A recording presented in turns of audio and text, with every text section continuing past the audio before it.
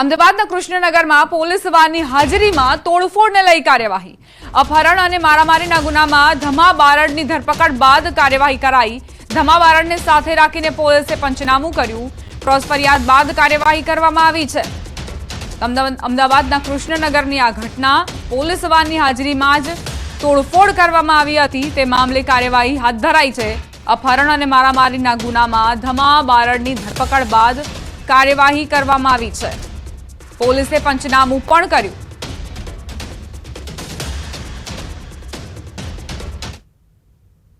સમાચાર રાજકોટના ધોરાજીથી પ્રાપ્ત થઈ રહ્યા છે। સમસ્ત સિંધી સમાજે મામલતદારને આવેદનપત્ર આપ્યું। થોડા સમય અગાઉ સમાજની દીકરીને વિધર્મી યુવક ભગાડી ગયો હતો। બનાવના અનેક દિવસો બાદ પણ આજ દિન સુધી યુવતીનો નથી કોઈ અતોપતો। યુવતીને લલચાવી ફોસલાવીને યુવક ભગાડી ગયો હોવાની જેતપુર પોલીસ મથકે ફરિયાદ નોંધાઈ છે। ન્યાય આપોના લોકોએ નારા લગાવ્યા।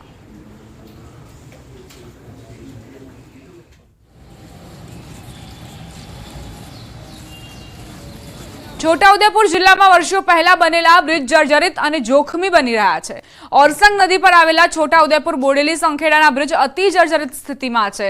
ગ્રામ્ય વિસ્તારોમાં પણ કેટલાક કોઝવેનું ધોવાણ થયું ત્યારે પૂરની સ્થિતિમાં મોટી દુર્ઘટનાની ભીતિ સેવાઈ રહી છે। પાવી જેતપુરમાં ભારજ નદી પરના બ્રિજના બે ટુકડા થઈ જતા ભારે વિનાશ વેરાયો છે। આ બ્રિજ તૂટતા વાહન વ્યવહાર ઠપ થઈ ગયો છે। નદીના પાણી ખેતરોમાં ઘૂસી જતા ભારે વિનાશ સર્જાયો, જેના કારણે સ્થાનિકો ખેડૂતોને ભારે હાલાકી વેઠવાનો વારો આવ્યો। જિલ્લામાં જર્જરિત બ્રિજ મુદ્દે વિપક્ષ સરકારને ઘેરવાના પ્રયાસ કરી રહ્યું છે। વિધાનસભાના પૂર્વ વિપક્ષ નેતા સહિત કોંગ્રેસના હોદ્દેદારો કલેક્ટર ઓફિસ પહોંચ્યા અને અલગ અલગ મુદ્દાઓને લઈ આવેદનપત્ર આપ્યું। છોટાઉદેપુર જિલ્લામાં અનેક કૌભાંડો થયા છે, રેત ખનન થયા છે અને આખા જિલ્લાને જેમ કેરીને ચૂસીને ફેંકી દેવામાં આવી રીતના બિલકુલ ન દણિયાત છોડી દેવામાં આવ્યો છે। અમારા 13 મુદ્દા પૈકીના નદી નાળાના મુદ્દાઓ છે। સહી ઝુંબેશમાં સ્થાનિક પ્રજાએ એક સારો પ્રતિસાદ આપ્યો હતો અને એ પ્રતિસાદને સંયુક્ત સંકલન કરીને અહીંના માનનીય કલેક્ટરશ્રીને રૂબરૂ મળીને આવેદનપત્ર આપ્યું છે। સાથે સાથે એવી પણ અપેક્ષા રાખી છે, અમે સાહેબને પણ કીધું છે કે તમારા હસ્તકનું ડિસ્ટ્રિક્ટ મિનરલ ફંડ એમાંથી તમે પૈસા વાપરો। પાવી જેતપુર નજીકનો બ્રિજ તૂટી જતા વાહન ચાલકોને ભારે મુશ્કેલીનો સામનો કરવાનો વારો આવ્યો। ગયા વર્ષે જ આ બ્રિજના બે પાયા બેસી ગયા હતા। તે સમયે સ્થાનિકોએ નવો બ્રિજ બનાવવાની માંગ કરી હતી, પણ નવા બ્રિજના બદલે નદીમાં જ ડાયવર્ઝન આપી દેવાયું। જોકે 4 માસ પહેલા જ લોકાર્પણ કરેલું 2.31 કરોડના ખર્ચે બનેલું ડાયવર્ઝન પૂરના પાણીમાં ધોવાઈ ગયું, જેને લઈ હવે લોકોને 30 થી 40 કિલોમીટરનો ફેરો કરવાનો વારો આવ્યો। કોંગ્રેસ આ મામલે ભ્રષ્ટાચારનો આરોપ મૂકી રહી છે।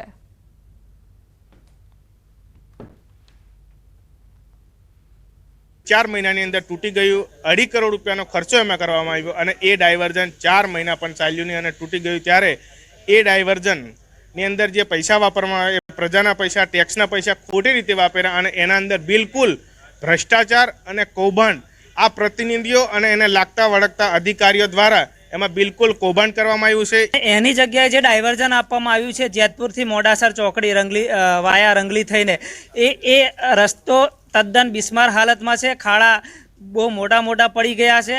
લોકોને બાઇક લઈને જવું હોય તો પણ મુશ્કેલી છે અને કદાચ કોઈ સગર્ભા મહિલા હોય કે કોઈ માંદુ વ્યક્તિ હોય એને દવાખાને લઈ જવા માટે પણ ખૂબ જ મુશ્કેલીનો સામનો કરવો પડી રહ્યો છે। જિલ્લામાં પડેલા ભારે વરસાદના કારણે ખેડૂતોને પણ ભારે નુકસાન થયું છે। ખેતરોમાં પાણી ભરાઈ ગયા છે, જે હજી સુધી નથી ઉતર્યા અને તેના કારણે પાક બળી ગયો છે। એવામાં ખેડૂતો સરકાર પાસે સહાયની આશા રાખી રહ્યા છે। બીજી તરફ જિલ્લામાં તસ્કરોના ત્રાસના કારણે ગ્રામજનો ત્રાહિમામ પુકારી રહ્યા છે। અત્યારે ગામડાની અંદર ચોરી માટે હું મારી જ વાત કરું તો રાતના સવારના 5 વાગ્યા સુધી અમારે જાગવું પડે છે। એટલે ખરેખર ચોરી કેવી રીતે થાય છે સમજ પડતી નથી અને ઘણા ગામડામાં દરેક ગામડામાં બૂમાબૂમ કરવામાં આવે છે। તો અમે પોલીસ ખાતાને પણ વિનંતી કરીએ કે ત્યાં પોઈન્ટો વધારવામાં આવે। રાજપૂત સમાજ ફરી મેદાનમાં પડતર માંગણીઓને લઈને રાજપૂત સમાજ ફરી એક્ટિવ। રાજપૂત સમાજે પડતર માંગણીઓને લઈને રજૂઆત કરી। સમાજ દ્વારા સરકારના મંત્રીઓ સમક્ષ રજૂઆત કરાઈ.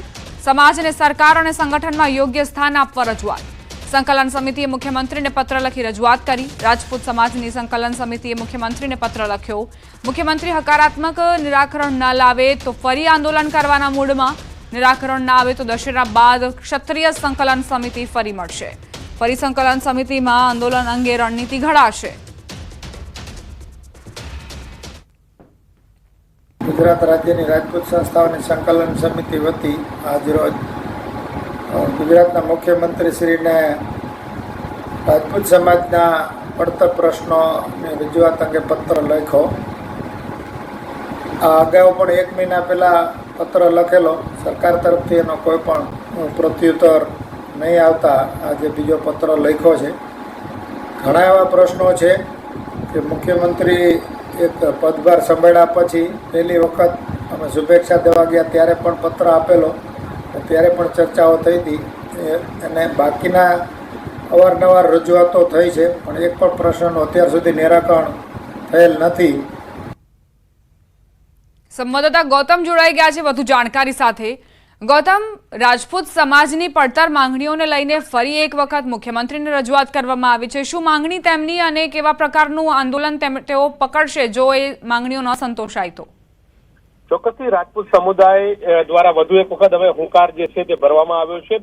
અગાઉ જ્યારે ક્ષત્રિય સમુદાય ઉપર પુરુષોત્તમ રૂપાલાએ નિવેદન કર્યું હતું ત્યારે એક સંકલન સમિતિનું ગઠન થયું હતું અને ત્યારબાદ વિવિધ માંગણીઓને લઈને હવે આ સંકલન સમિતિ આગળ આવી રહી છે. એટલે કે વધુ એક વખત મુખ્યમંત્રીને રજૂઆત કરી છે અને રજૂઆતમાં આ તેમની પડતર કેટલીક માંગણીઓ જે છે તે માંગણીઓને લઈને તેમણે રજૂઆત કરી છે.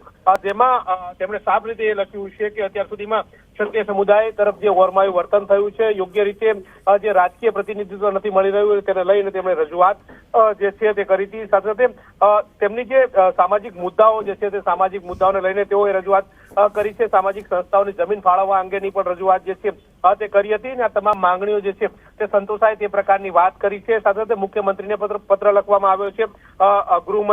ગૃહમંત્રી હર્ષ સંઘવીને પણ આ પત્ર મારફત રજૂઆત કરવામાં આવી છે. એ જ રીતે ક્ષત્રિય આગેવાન તરીકે બલવંતસિંહ રાજપૂત અત્યારે મંત્રી છે તો તેમને પણ આ રજૂઆત જે છે તે કરી છે અને સાથે સાથે તમામ ક્ષત્રિય સમુદાયના આગેવાનો જે છે તે તેમને પણ આ પત્ર મારફત રજૂઆત કરવામાં આવી છે અને તેમને દશેરા સુધીનો સમય જે છે તે આપવામાં આવ્યો છે. દશેરાના સુધીમાં આ તમામ માંગણીઓ જે સંતોષાય તે પ્રકારની વાત સાથેનો પત્ર જે છે તે લખવામાં આવ્યો છે. પરંતુ જો દશેરા સુધીની માંગ સંતોષાશે નહીં તો દશેરા બાદ તેઓ એક બેઠક જે છે તે કરશે. ક્ષત્રિય સમુદાયની એક બેઠક જે છે તે મળશે અને બેઠક બાદ આગામી રૂપરેખા અને રણનીતિ નક્કી કરશે તે પ્રકારની વાત કરી રહ્યા છે. જી આભાર ગૌતમ જાણકારી આપવા માટે.